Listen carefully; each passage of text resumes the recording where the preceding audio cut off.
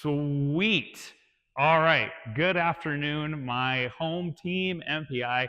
It's good to see you guys again. Again, if I saw you before at Southwest Showcase, it's really good to see you. If I haven't met you before, looking forward to chit-chatting and networking with you guys a little bit more here after the presentation when we head over to Electric Shuffle. That'll be fun. We can hang out on the walk. But one of the interesting things that I think we're running into as a society and as workers, and especially as people in the meetings industry, as Todd just put it, is there's a lot of interesting new norms that we've run into as professionals, right? Either they've come from the impacts of generations, they've come from COVID, you name it. A lot of things have changed over the past few years, whether for the good or for the worse, I guess TBD. But I'm always a person who has a glass half full of optimism. And so I believe that there's a lot of really interesting things that are helping to propel us in a more positive direction that we've seen over the last couple of years. So again, my name's Tim, and I help travel and meetings professionals by guiding them to be more collaborative, innovative, and influential, and basically lead with what I call an entrepreneurial mindset. So I do a keynote on that too, which is one of my favorite topics. And this one, kind of a fun one, because like Todd said, we kind of pulled a bunch of stuff together and made a completely new presentation to talk about this new norm stuff. So really quick, just wondering, and we're going to do a little show of hands here. Who here is still fully remote for work? Okay, couple of us. Who here is hybrid? Who here is full-time back in the office? Okay, so it looks like 3-3-3, 30-30-30. Interesting split. For those of you that are hybrid, I'm curious, once we kind of open up to some discussion, curious to learn if that's relatively new, if they're like, hey, now we want you to come back a couple days a week. And for those of you that are full-time back in the office, obviously you weren't, and now you are. And so there's, again, even shifting back to what is an old normal has changed a lot. So really interesting stuff, just to kind of see a quick breakdown of how we're working so far, because we're going to have a lot of fun with some of those things that we're talking about today. So again, the norms have changed. What is normal, what was normal is not normal now, and being back in the office is now normal again. And a lot of things have led that change. And so I look at it as post-pandemic being one of those things, post-digital, AI, us relying on digital communications primarily for everything, email, chatbots, you name it, all of those things, instead of maybe sometimes picking up the phone or writing a handwritten letter, and also post-Gen Z. So what I think is really interesting in this time is those three pillars, and we could probably come up with more, but those three ones are all happening in this moment today in 2025. That didn't happen before, right? We're coming back from a major pandemic. We are in this weird digital hang-up, and we also have Gen Z that has now come into the workforce. And so there's a lot of things that have been happening that we see that is changing, again, those norms that we have to deal with as meeting professionals. And well, to kick this off, I want to go show you guys a quick video, kind of to show what Todd and I were talking about.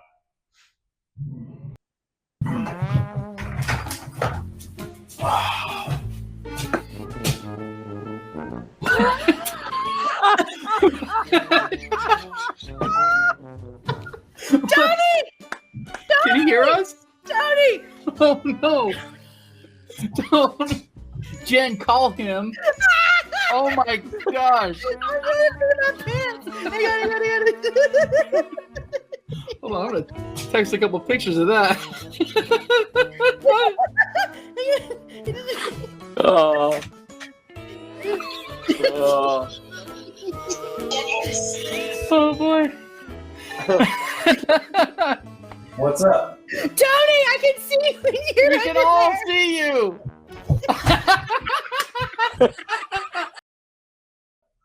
Okay, real quick, raise the hands. Who has that happened to? No, I'm just kidding. Don't raise your hands if that's happened to you.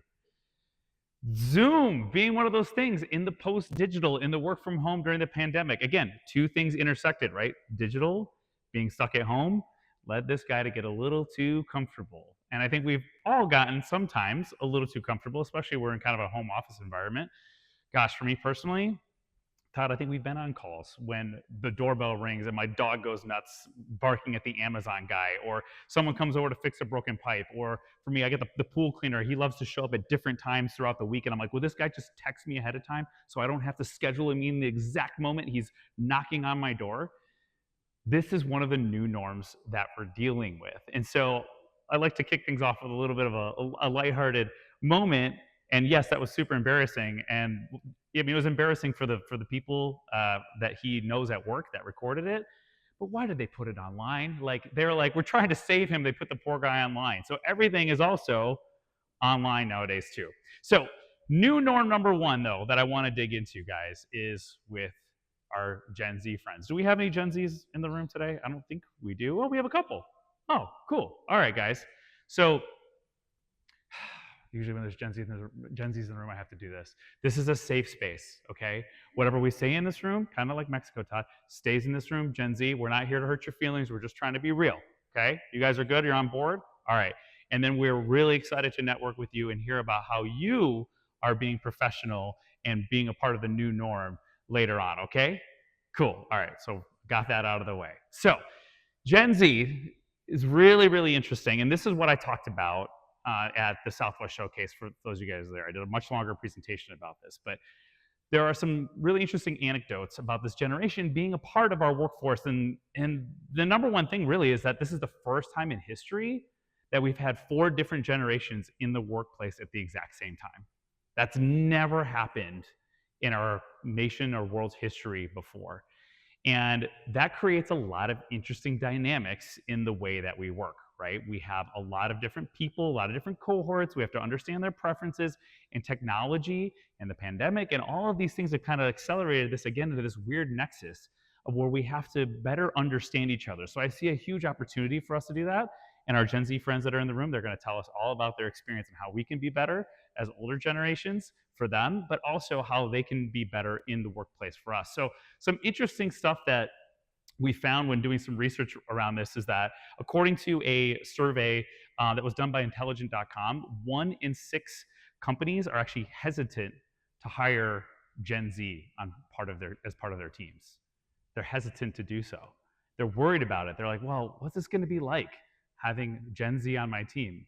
And I see you guys giggling in the background, so I'm curious to know if again, these things resonate with you afterward. 75% of companies reported that their recently hired Gen Z grads, they're calling them unsatisfactory. They're like, this didn't work out. This is no good. And then 6 in 10 companies have fired those Gen Z grads less than a year after employing them. Whoa, that's kind of a lot. If you guys are in your first year, you're going to be okay because everyone in this industry takes care of each other, I promise. But that is pretty shocking. You know, they're giving them 0 stars as far as the reviews on our Gen Z friends. 25% of Gen Zs, and maybe you guys can attest to this, are seeing clashes at work with other cohorts and other generations, mostly around like workflows, adopting to technology, trying to fall in line with the way things are done. And they're like, well, we like doing things this way. We like ingesting information this way. And other generations like, well, this is how we handle this in our office. And we need you to kind of fall in line and follow the script. And Gen Z's like, I don't necessarily like that. I don't want to be maybe part of a company that's part of that. So that's kind of interesting too, that they're actually seeing clashes related to that. This is a cool post that I found, and if you can see at the top, it might be hard to see, it's a little blurry, but it says March 22. So this is just a couple of days ago. I was scrolling through Facebook and I saw this, and this guy posted, said, boomers work 1 job for 40 years, right? They're lifers. Millennials, that's me, work 40 jobs in 1 year. Honestly, that's how I feel, and it's only the end of March. Gen Z is questioning why jobs even exist. I thought that was kind of funny, right? I mean, it's just, again, showing different perceptions. Boomers are like, we're lifers. We have loyalty to our company. We're going to be sticking around forever. Millennials are like, oh my gosh, it's so expensive. I have these mountains of student loan debt I have to get out from under. I got to hustle. That's totally me. That's totally where I'm at. And then Gen Z is going, why do we even have work? What is work? Let's hang out. Let's make TikTok videos. Again, no offense, guys. Remember, it stays in this room. Okay, no judgment to your speaker. Okay, cool. So just different perceptions on the way that they see work and how things should be operating. So here's a question for the audience. And Todd, you got a mic? Cool. So first question I want to ask you guys, and feel free to shout out, and even Gen Z, you guys can participate in this too. I want to know where you guys think Gen Z is falling short in the meetings industry or in your work specifically, maybe in your company. Where do you guys think Gen Z might be kind of missing the mark?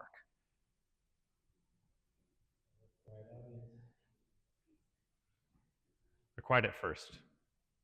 I see their work-life balance is a huge thing for them, but sometimes I have to remind them that we work in events and we have our slow periods and we have our busy periods, and sometimes it's not going to be a 40-hour week, and that's just the reality of working in hospitality. That is a reality of working in hospitality, this industry especially. Yeah. Anybody else? Where do you guys think Gen Z is falling short? Could be your kids, maybe. Anybody has any kid stories over here in the back? Todd?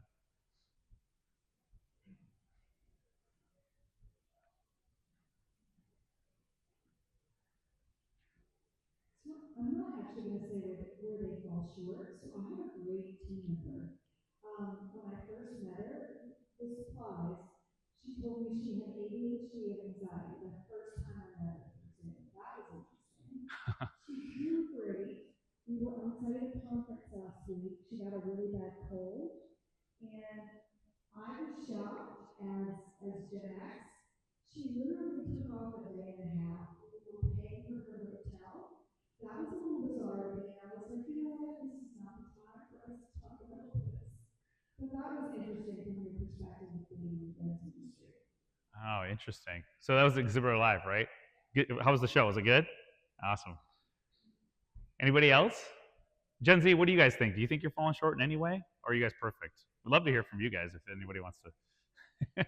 Where do you think you might miss the mark? I'd love to hear. And this could be for the other people in your generation, not you. I know, not you. So we are perfect, There it is. if we were to have focus Love it. I just like we take a lot of digital, TikTok or some short videos. And, I went to Loyola school, so like the first 2 years were on Zoom. So I feel like my attention span isn't what it used to be. Sure. Yeah. Yeah. That one, I mean, I know that one firsthand. I'm sure a lot of parents. I mean, my daughter missed 2 years of school, right? And that's 2 years of being stuck on Zoom, being stuck in a room, losing those social skills, and it creates that. It's like that digital anxiety to your employees' point, right? Anyone else? One more, maybe? Right here in the front, Todd. No, we got to. Todd's recording this, so we got to get the mic. So I have twin 18-year-old girls, and I also have a team member who works for me in events that's fairly young. She graduated college. She's new, and what I see is they're going to do what you say you expect of them, and not learn anything more. All right. This is great, but not one extra thing. They're just going to we're always taught in the older generations that you go above and beyond. Yeah. I don't see that. So missing the above and beyond. I can also echo that with experience with my daughter. Same way. I'm like, Kayla, can you do this? And she does exactly that thing. And I'm like, well, you also could have done that too. Well, you didn't tell me I had to do that. But in a very specific direction. Interesting. And thank you everybody for sharing, and thank you for sharing too. I mean, I know again, perfection is tough to critique, but we do appreciate it. So those are really interesting to see anecdotally from you guys where Gen Z is falling short. Some of the things that we found when we were doing some of the research for this is, number one is that lack of motivation or initiative. So that actually kind of ties directly into the example that you were talking about. It's like, well, what motivates me to get out of bed and make this happen? Or taking that extra step, taking the initiative to really get on the ball and drive it forward, right? Lack of professionalism, maybe that's one that kind of plagues them a little bit. I haven't met a lot of Gen Zers that even own a blazer, let alone a suit, right? We have some guys over here that are dressed in a suit. I'm actually like, oh wow, they look so handsome, all dressed up in their suits. It's very, very unique nowadays. But just being overly casual, lack of professionalism across the board, not only in the way that they dress, they behave, but in their communication too, which is leading to poor communication skills, which I think comes from a lot of the shorthand, right? It's just shorthand text emojis using different slang. We play the slang game, if you guys remember, at Southwest Showcase. We did that big slang game, try to guess a different Gen Z vernacular.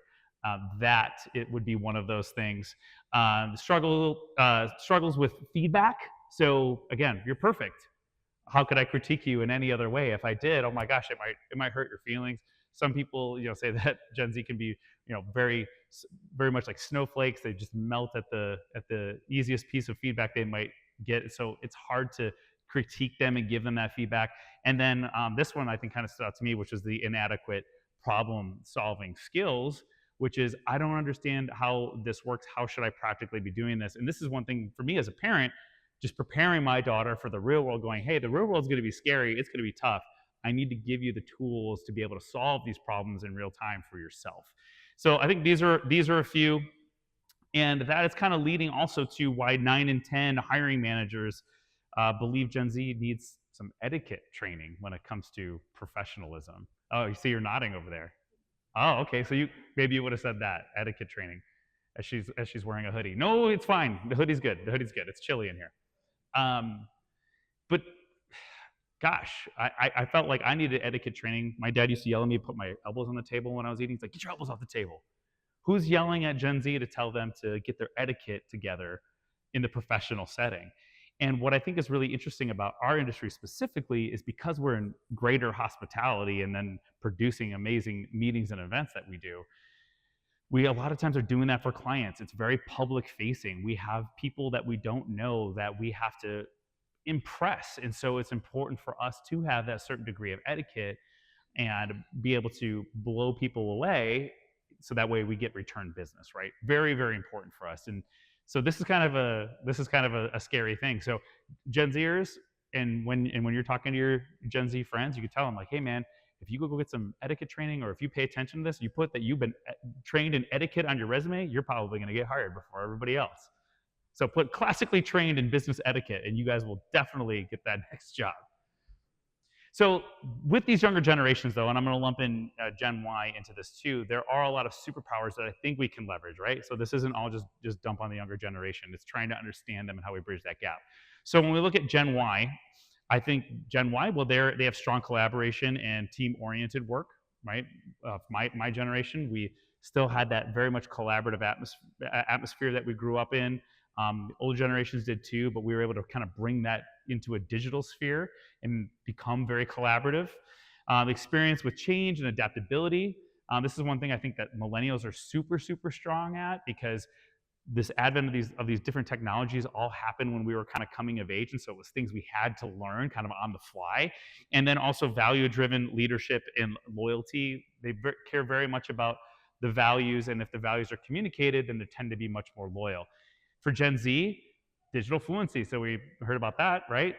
Being able to just pick up any device or any technology in an instant, that is a total superpower that you guys can leverage your younger generations to do. Very entrepreneurial in their mindset, which I love, and they are also eager to innovate. You just kind of got to give them the purpose behind it, and then they'll hopefully take that step and get there.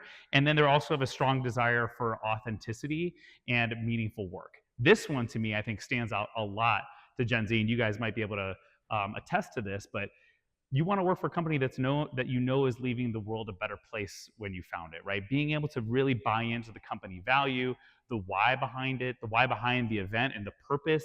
That's what Gen Z cares about. They can sniff out inauthentic people and inauthentic things with like the drop of a hat. They can smell that stuff, because the people that they rely on for information is primarily their peers and influencers and things like that. When they see a brand or when they see a company is being inauthentic, they're going to drop them, and they're not going to want to be part of it. So they're not going to want to work for you either, which I think is really interesting. So how we can bridge the gap with them is foster cross-generational mentorship. So this is just mixing the young with the old, putting them together on same projects, getting your more seasoned, more wise workers to help kind of sit with Gen Z, coach them, and show them.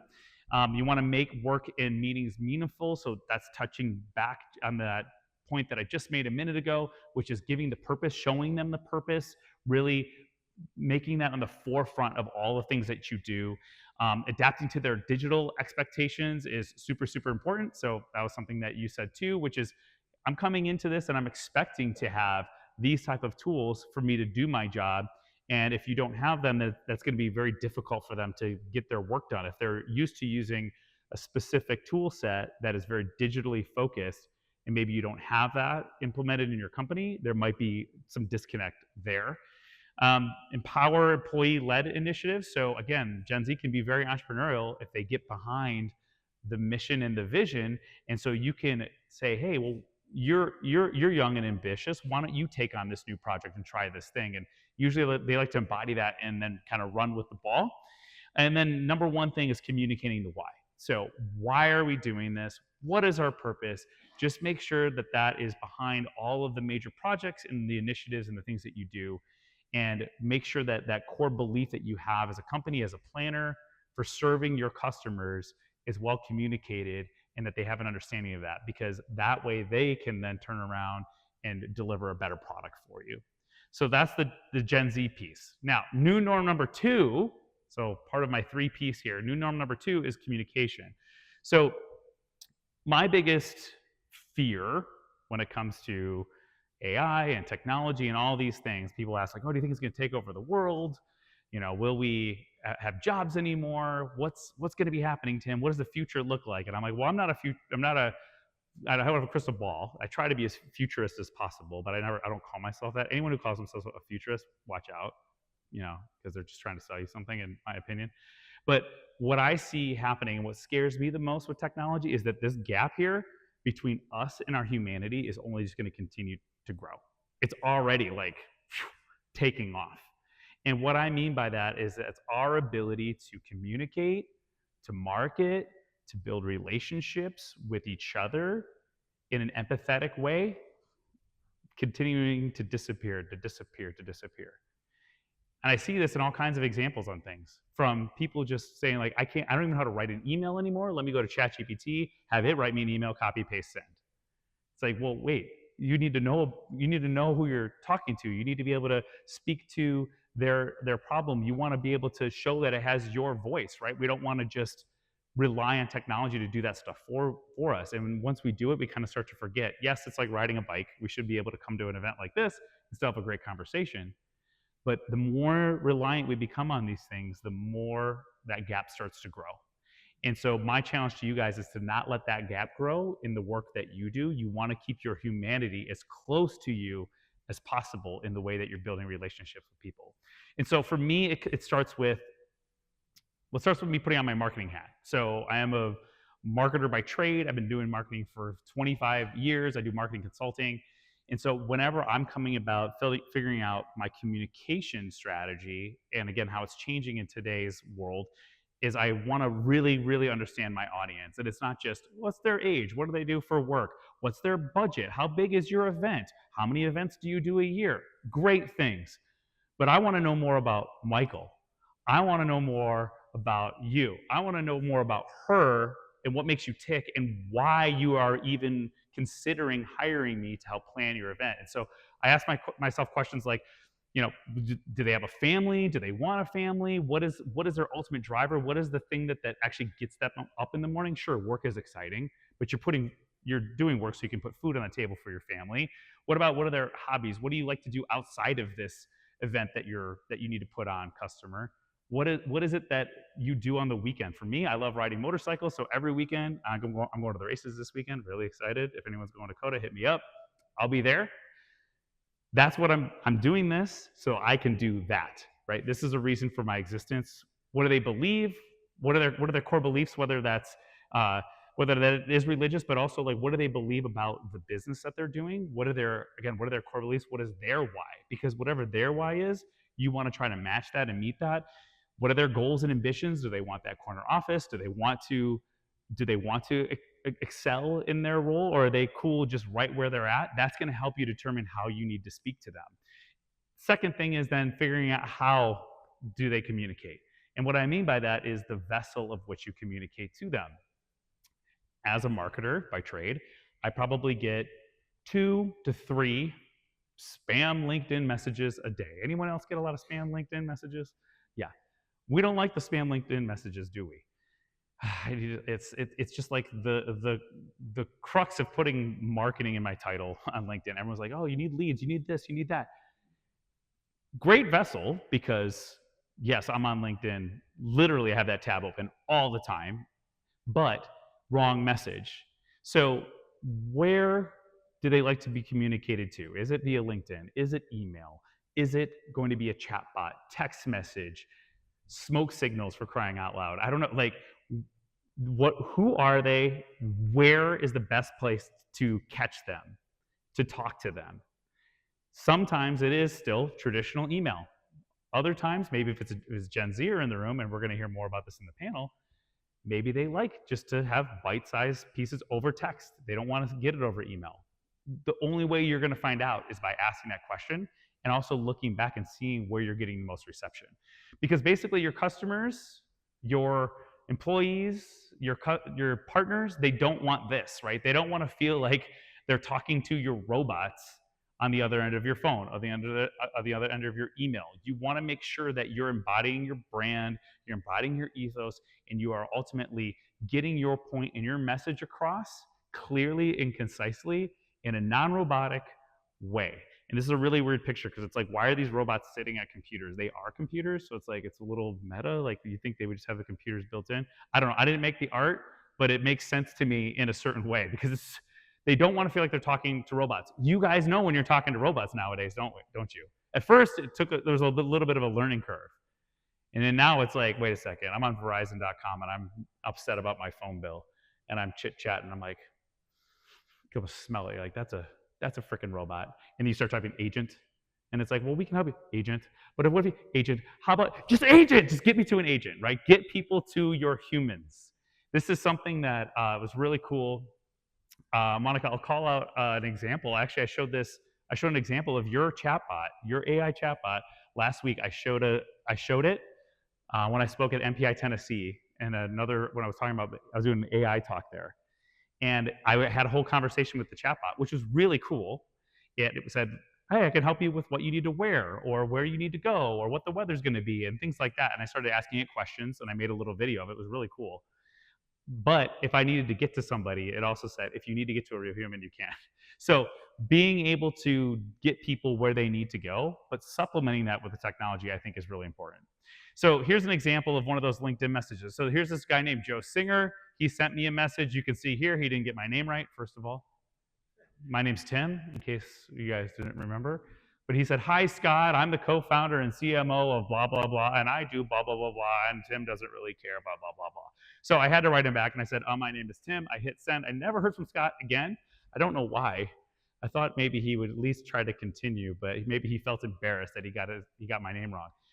Maybe this was really him. Maybe it was a bot. I don't know. But I can tell you that he was just copy and pasting. He was just copy and pasting, trying to go as fast as possible, trying to churn and burn, trying to reach out to as many marketing pros that he could. And he made a mistake, and he ran away with his tail between his legs. No big deal. No skin off his back probably at the end of the day, but he could have been better, right? He could have learned my name. He could have also maybe made the message about perhaps a problem or something that I care about, as opposed to just jumping in and talking about himself. Big no-no for Scott. Here's a big yes, yes. I stayed at a hotel in Nashville, not this last trip, but I was there in October. I check into my hotel room. I find these 2 pieces of candy, a water bottle, and a handwritten note from the manager sitting there on the dresser when I walk in. Was not expecting it. We just typically would walk in, just see your water bottle sitting there. But I said, whoa, this is cool. The tiniest little thing. They took a little mini red carpet and they rolled it out for me. It took them, I don't know, maybe 5 minutes to put this together, to run down to the hotel store, grab the 2 candy bars that, well, they probably cost $20 for those 2 things. And then they wrote a little handwritten note, maybe took 30 seconds, but this blew my mind. How different in contrast from what Joe did to then what the Courtyard at Green Hills in Nashville did for me, right? This is human. This is the kind of stuff that we want to do. This is how we connect with people authentically, by rolling out that little red carpet, understanding them and understanding the experience that they have. is going to be paramount in the way that they perceive our brand and work with us. Now, if they really did know me, they could have taken the extra step and realized that I'm more of a Reese's guy than a Kit Kat guy, but that's okay. That's okay. Kit Kats are for sharing. I would have crushed the Reese's all by myself. So this is a very human thing to do. So how can we be a little bit more human? So number one is delighting our customers, employees at almost all costs, because the lifetime value of a customer to you is always greater than finding new business. So you don't want to lose somebody because you did a Joe versus did a courtyard, right? Second is following the platinum rule. So you guys know the golden rule. Whoever makes the gold treat others the way I want to be treated. The platinum rule is treat others the way they want to be treated. And how do we do that? Well, we ask them questions. We listen to our customers to understand how they want to be treated. That's the level up. Anyone can treat anyone the way you want to be treated, but maybe you don't want to be treated like me. Todd does. Todd likes to be treated the exact same way as me. Todd's good. But everyone in here is a little different. And so we want to use that platinum rule and figure that out and treat others the way they want to be treated. Second is marketing with empathy, so emotional intelligence, something my wife says I completely lack. So that's kind of hard for me. But having as much empathy as you possibly can in the way that you're communicating. And then lastly is focusing on that relationship building, relational selling, reputation management. Honestly, that's everything in the business that we're in, right? Because when we get customers, they're with us for a long time. So our reputation means a lot in this business. And then lastly, we want to ditch this corporate speak, right? We have a lot of corporate speak. Our customers don't care about our industry vernacular. They don't care about ASAE and MPI and PCMA and blah, blah, blah, blah, blah, blah, and all of our associations and all the things we say. They want to know how we're solving their problem, and we want to speak to them in a real human way.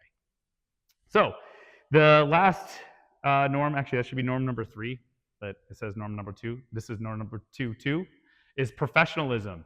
And so this is kind of where we're digging into that casualness, that new norm of how we conduct ourselves in a professional space. And so the first thing is respecting time and presence.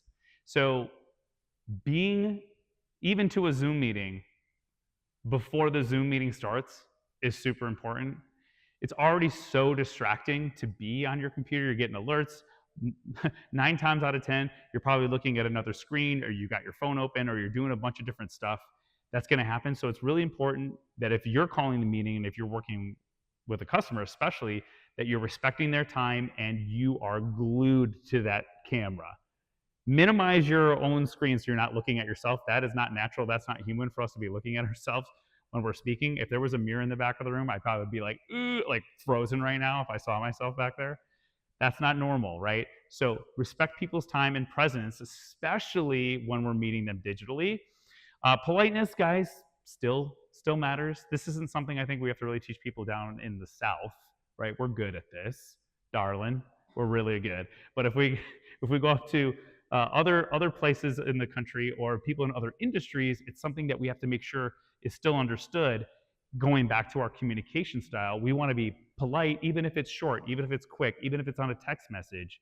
It's something that I strive to do. If anyone's ever texting with me, I'm usually, I do answer short sometimes, but if I'm answering short, or if I read something and I see like, oh, that tonality could seem like I'm maybe being sarcastic or weird, I throw a smiley face in there or something to kind of show that I'm like, hey, I'm still polite and playful, even though this maybe sounds like a little snarky or something, because it's hard to pick up tonality. So that's important. The hybrid meeting etiquette, I think this one's really important for the planners in the room. I've spoken at a few events where they're like, hey, just so you know, this is being streamed live. The camera's in the back there, so don't forget as you're speaking or emceeing or whatever you're doing to make sure to shout out to the people that are also tuning in live, because that is still a thing, right? We're still doing that. Yes, more and more people are coming back to in person, but I don't think that'll ever go away. And it's a great add-on, especially as a free thing to do sometimes in your business model. But you want to make sure that you're making eye contact with that camera and that they can interact. And like we're saying, oh, let's do a poll. Okay, cool. I got 4 here. Let's take one from the audience that's tuning in. Oh yeah, so the audience asked, right? So you're able to do those kinds of things. So that's the kind of etiquette, is acknowledging, again, the audience that's in the room, even if they're not in the room. And then dressing well still signals credibility. Looking sharp, looking the part, but kind of matching our audience a little bit. matching our customer, understanding the way that they would perceive us if we show up wearing certain dress or not. We want to make sure that we're there. At Site Global in Tulum, we were all wearing flowery shirts and bright colors. It was a lot of fun. It got to be a little casual, a little laid back. When we're doing more business meetings, we're going to throw on our blazers and our slacks, and that's okay. So, but we want to make sure that we're matching that so it shows the credibility. And then this all goes back to knowing who we're doing it to. Again, kind of tying back into the knowing your audience from the communication part. And then virtual meeting professionalism is also important. So not just being on time, but speaking clearly, being polite, sitting up straight. That's a hard one that I have. I'll feel like I'm in a Zoom call and I just start leaning forward further and further and kind of just getting the Zoom fatigue and just like doing this and fall. I'm like, oh, wait. Like pretend I'm in a boardroom meeting, especially when I'm with a client. I want to be there and present and really paying attention. And so the virtual meeting professionalism is a key piece of this. So this, I think, is a really interesting piece of this, which is what I call the follow-through foundation, and how we actually go about doing what we say and getting back to people. Because we don't win business if we don't follow up with people, right? And so going back to the reputation thing, being reliable, doing what we say is part of our authenticity and part of our brand experience. And so we want to make sure that we are being reliable. We want to confirm all those commitments that we have. Like, hey, I'm so much looking forward to seeing you next week. Remember, we have a time scheduled. Looking forward to seeing you then. Following up after the call, just reconfirming what's happening. I find that some of the best professionals I work with are so great at sending me a follow-up email. Hey, Tim, it was so great meeting with you. Just to recap, we talked about X, Y, and Z, and you're going to be doing this, I'm doing this, and I'll see you in a week. And I'm like, whoa, that's cool. And there's great AI tools that'll help you do that now to make that even easier for you. But reconfirming the commitments is big. Team and client confidence. This is going to, when you're following through on what you say, it's going to boost your team's confidence in you. And it's also going to boost the client's confidence in you as well and what you can deliver. And then lastly, it's just closing the loop across the board when you are working on questions that the clients might ask, because you don't want to leave questions unanswered, guys. We want to make sure that we're on the ball in what we're doing for them. And so this was kind of interesting, is that 80% of salespeople give up on touch points after 4 tries. 80%. But it takes at least 7 to 10 touch points to get that relationship ball rolling with somebody. 80% give up after 4. So you might notice that you'll look in your email, like, someone's trying to sell me, someone's trying to sell me, someone's trying to sell me, they're gone. I do at least 7 when I have my sequence going and my follow-up, to make sure that, because you might be reaching someone at the wrong time, the wrong place. So following up and follow through, very, very important piece of this. So the keys to modern professionalism: number 1, professionalism builds trust and credibility. Digital communication should be always clear and respectful. We want to guide Gen Z on the professional growth, right? They're still kind of molding and becoming part of our industry, so we can step up and help to guide them. And then follow through is the mark of a true professional. And then professionalism isn't about dressing up as much as it is about showing up and making sure that we're delivering on our promises that we have. So grab your phones real quick as we wrap this up and get ready for the panel. Scan this QR code. I got a couple copies of my book I'll give away to you guys, and we'll do that after the panel and everything. But we scan that, give you guys a second to pull it up, scan the QR code, give you a copy of my book and give it away, and then we'll sign in, take a picture, it'll be fun.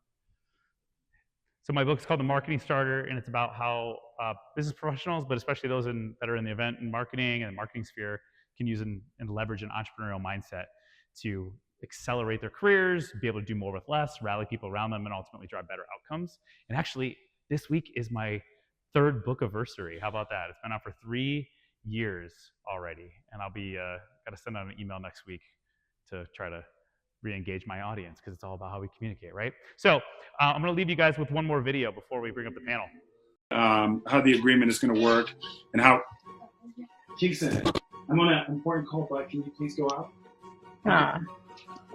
So sorry about that, guys. So cute. Quarantine. You said you both received the agreement, correct? That's correct. Okay. I'm so sorry. Let me just lock the door, please. Just hold on. No problem. Nice shorts.